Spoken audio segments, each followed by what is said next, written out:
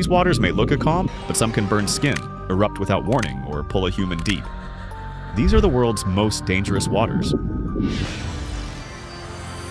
At first glance, Lake Natron looks like something out of a sci-fi film.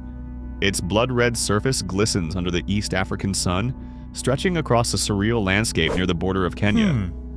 But this lake isn't just unusual in color, it's one of the most inhospitable bodies of water on Earth. Step too close and you're entering a zone that feels like nature's version of a no-entry sign. The water's deadly nature comes from its extreme alkalinity. With a pH that can reach nearly 10.5, it's more caustic than ammonia. That's because the lake is fed by mineral-rich hot springs and lacks any outlet, allowing the buildup of sodium carbonate and other chemicals. For many animals, this turns the lake into a chemical trap. Birds that misjudge their landing find themselves caught in the deadly embrace of the water. Their bodies over time become eerily preserved, calcified into statues by the lake's alkaline content. It's not exactly turning them to stone, but the result looks just as haunting. Despite the horror movie vibe, Lake Natron is far from lifeless. One species has adapted to this hostile zone, the lesser flamingo. These birds breed by the tens of thousands on the salty crust, drawn to the lake's isolation and protection from predators. Their feet have evolved to handle the burning salts, and they thrive where others perish. This contrast, death for some, sanctuary for others, makes the lake even more bizarre. The red color comes from microorganisms that love extreme conditions. Halophiles thrive here, tinting the water with pigments that shift from crimson to rust depending on the season. It's a sight you don't forget. From above, the lake looks like a pool of molten metal spilled across the earth. It's no wonder the lake is sometimes compared to the landscapes of Mad Max or the alien worlds of Stranger Things. It feels out of place on Earth. And yet it exists, unchanged and unforgiving. And it looks like a fairy tale stream, peaceful, narrow, winding through the mossy woods of Yorkshire. Birds chirp overhead, and the water burbles gently between ancient stones. But beneath that surface, the Strid hides a secret so deadly it's earned a chilling reputation almost no one who falls in survives. The Strid is a narrow stretch of the River Warher where the calm river suddenly compresses into a tight channel, just a few feet wide. What you don't see is what's happening below. That serene surface conceals a violently deep chasm, carved over centuries into the limestone bed. Some parts plunge over 30 feet straight down. And in those underwater tunnels and caves, the current rips through at incredible speeds, dragging in anything or anyone unlucky enough to slip. There are no warning signs in the water. No roiling waves or obvious whirlpools. It looks like a place where someone might hop across for a photo. And that's what makes it so dangerous. The rocks around the edges are damp and slick. One misplaced step is all it takes to vanish. What's even more unnerving is how silent the Strid is after it claims someone. Bodies are often never recovered. The force of the current, combined with underwater ledges and caverns, traps and pins victims far beneath the surface. It's like the water erases the moment instantly. Local legend has long warned people to stay away. And while the area around Bolton Abbey attracts hikers and families, those who know the Strid give it distance. Over the years, stories have stacked up. Accounts of seasoned swimmers, hikers, even trained rescuers who underestimated the stream's power. And none of it is exaggerated. There are more dramatic waterfalls and bigger rapids elsewhere in the world. But the Strid's danger lies in disguise. It doesn't need height or noise to be lethal. It just needs a few feet of water moving fast through a tight channel. Like a trap built by nature, it lures you in with calm, then strikes without warning. In terms of size, the Strid is barely more than a creek, but it has a body count that rivals some of the world's deadliest rivers. On a sunny Texas afternoon, Jacob's Well looks like paradise. Crystal clear water rises from a hole in the limestone, surrounded by natural cliffs and greenery. It's a favorite swimming spot, cool, refreshing, and photogenic. But below the surface, this spring hides one of the most treacherous cave systems in North America. The well itself is a vertical shaft more than 30 feet deep. From there, it branches out into a web of narrow, twisting passageways. Divers who enter these submerged tunnels find themselves navigating blind turns, tight squeezes, and sudden drop-offs. Visibility is high at first, so clear it gives a false sense of safety, but that clarity doesn't last. Over the years, Jacob's Well has become infamous in the diving world. Even experienced cave divers have miscalculated here. Some get lost in the maze of passages, others become trapped when silt clouds their vision and blocks their exit path. There are documented cases of divers entering with full air tanks and never returning to the surface. The spring pushes out thousands of gallons of water per minute, making it both inviting and dangerous. You might feel the current as a gentle push near the surface, but down below, in the tight caves, it can pin a person against rock or disorient them in an instant. It's easy to take one wrong turn and lose your way back up. Authorities have tried to block off some of the deeper passages.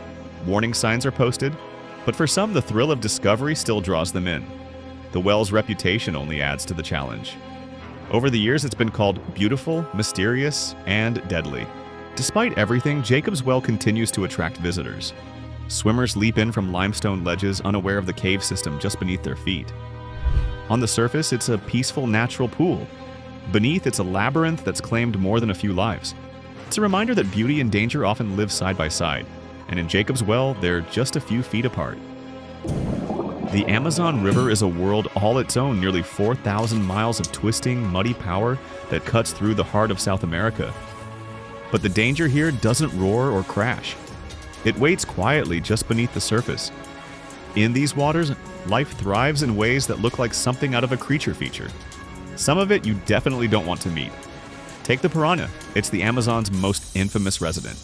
With razor-sharp teeth and a bite force that rivals much larger predators, these fish don't play around. They're not mindless swarms that strip bones in seconds like in old horror films, but they are pack hunters, and under the right conditions, low water levels, food scarcity, they can turn vicious. Fishermen know to keep their hands clear of the water when cleaning a catch. Then there's the kangaroo, a parasitic fish so small it looks harmless.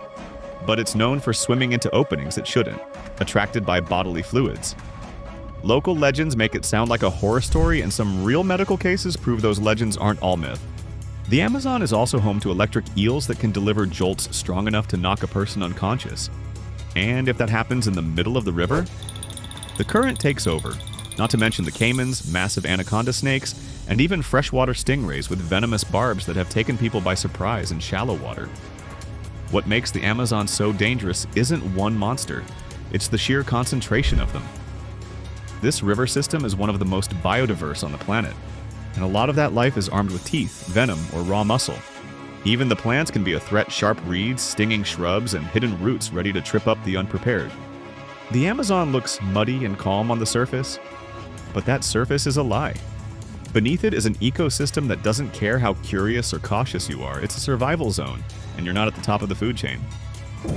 Seen from above, Belize's Great Blue Hole is breathtaking, a perfect circle of deep blue carved into the turquoise shallows of the Caribbean. It looks calm, hypnotic, almost magical. But down below, it's something very different, a vertical abyss that has lured many divers in and not all of them out. The Blue Hole is more than 400 feet deep and over 1,000 feet across. It's a collapsed underwater cavern created during the last ice age, and it's now one of the most famous dive sites in the world. But while the top 100 feet are a dream, crystal clear water, vibrant marine life, the lower depths are where the risks multiply fast. As you descend, the light fades and the temperature drops. Around 130 feet down, you pass a curtain of hydrogen sulfide gas. It looks like a blurry cloud underwater. Below that, there's almost no oxygen. That means no life, no backup from dive partners, and no margin for error. Nitrogen narcosis sets in quickly at these depths, blurring judgment and motor skills. Some divers describe it as feeling drunk, right before their air runs low or they lose their bearings in the gloom. The deeper chambers are lined with ancient stalactites, remnants of a time when this was a dry cave. They're haunting, otherworldly, and easy to get turned around in. The Blue Hole has claimed divers before, even experienced ones. It's not the current or wildlife that gets you, it's the depth, the pressure, and the deceptive calm. Rescue at those levels isn't quick or easy. Once you're below the safe zone, every second and every breath counts. Tourists come by boat every day, snapping photos from the surface, unaware that below them is a vertical tomb wrapped in beauty. The Blue Hole proves that even paradise can have a dark side, and the deeper you go, the darker it gets. On the border of Rwanda and the Democratic Republic of Congo lies Lake Kivu, shimmering, peaceful, framed by mountains. It supplies fish, freshwater, and scenic beauty to over 2 million people who live along its shores. But what most of them live beside is something far more dangerous, one of the deadliest lakes in the world. Lake Kivu holds an enormous amount of methane and carbon dioxide trapped beneath its surface. We're talking over 60 billion cubic meters of methane, enough to power entire countries, or in the worst case, cause a catastrophe like few others on Earth. The danger comes from a rare phenomenon called a limnic eruption. It's the same silent killer that struck Lake Nyos in Cameroon back in the 1980s, when a sudden release of CO2 suffocated over 1,700 people in a single night. In Kivu, the gas builds up under pressure, kept in place by the lake's depth and the stable layering of water. But if that balance is ever disturbed by an earthquake, volcanic activity, or even heavy rainfall, it could trigger a gas eruption that would send a dense cloud of suffocating gas over the surrounding towns and cities. In a matter of minutes, entire communities could be overwhelmed. And there's another layer of risk. Mount Nyiragongo, one of the most active volcanoes in Africa, sits just 13 miles from the lake. Its lava once flowed toward Kivu in 2002. The combination of lava and pressurized methane is exactly the kind of thing disaster planners lose sleep over. In recent years, efforts have begun to extract methane from the lake to generate electricity, reducing risk and providing energy at the same time. But the project is delicate. Stir the lake too much and you might unleash the very thing you're trying to control.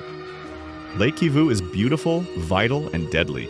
It's a mirror that reflects calm, but underneath that still surface is a bomb, with a fuse no one can quite predict. Hidden deep within Russia's Ural Mountains is a lake that looks ordinary, quiet, still, surrounded by forest. But Lake Karachachi isn't a place you picnic next to. It's not even safe to stand nearby for long. This is one of the most toxic places on the planet. At one point, just spending an hour near the shore could deliver a lethal dose of radiation. During the Cold War, the Soviet Union used Lake Karachachi as a dumping ground for nuclear waste from the Mayak Production Association, one of the country's most secretive weapons complexes. Liquid waste, radioactive sludge, plutonium, strontium, cesium, all of it was poured directly into the water. Over time, the lake became less of a body of water and more of a radioactive basin. The danger isn't theoretical.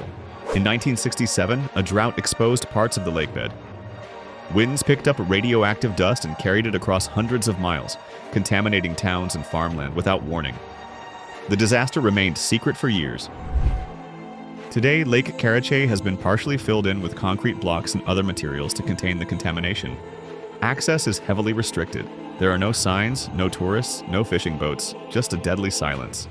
Radiation levels have decreased slightly, but it's still not a place you want to be near without a hazmat suit and a Geiger counter screaming in your ear. Few bodies of water in the world can kill you just by proximity. Karachachi is one of them. It's proof that the most dangerous lakes don't have to be wild or stormy. Some of them just sit still and wait.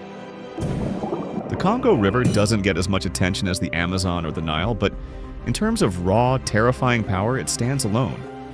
At over 700 feet deep, it's the deepest river in the world.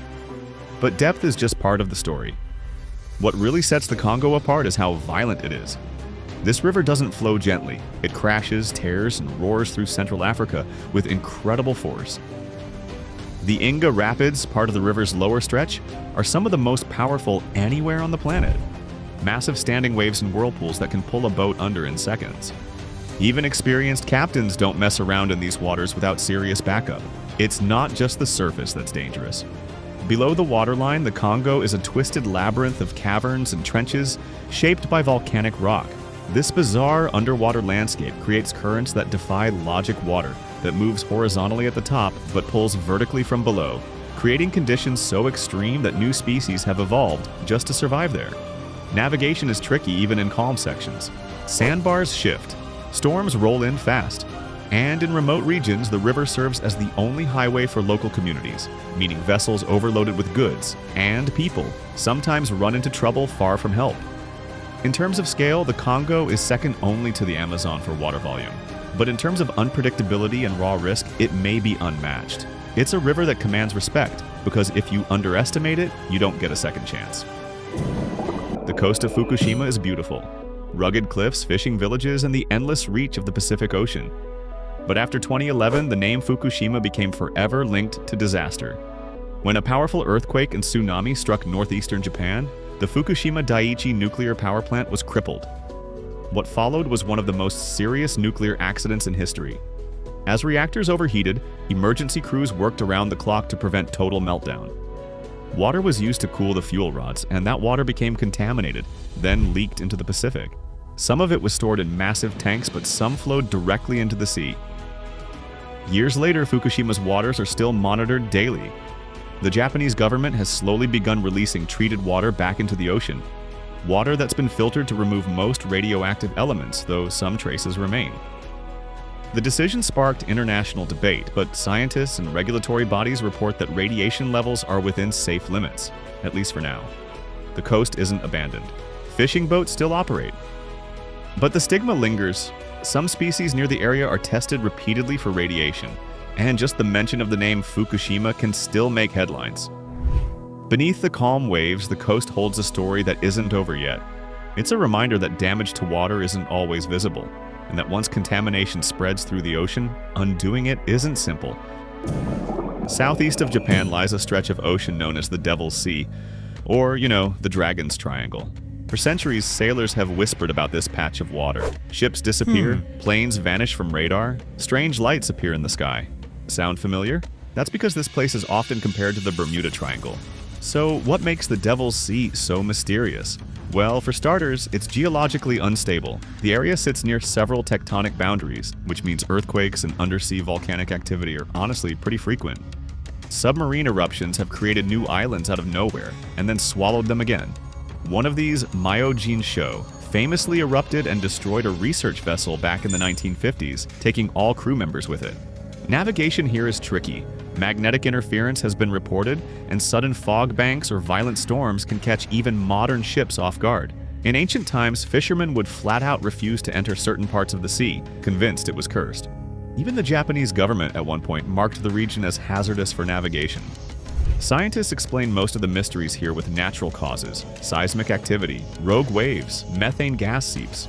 But not everything has been fully accounted for, and that's why the legend of the Devil's Sea endures. It's a place where logic bends just enough to leave room for questions. Whether it's deep sea tremors or something we don't yet understand, the Devil's Sea continues to unsettle. It's a reminder that the ocean still holds places where maps end, and mystery begins.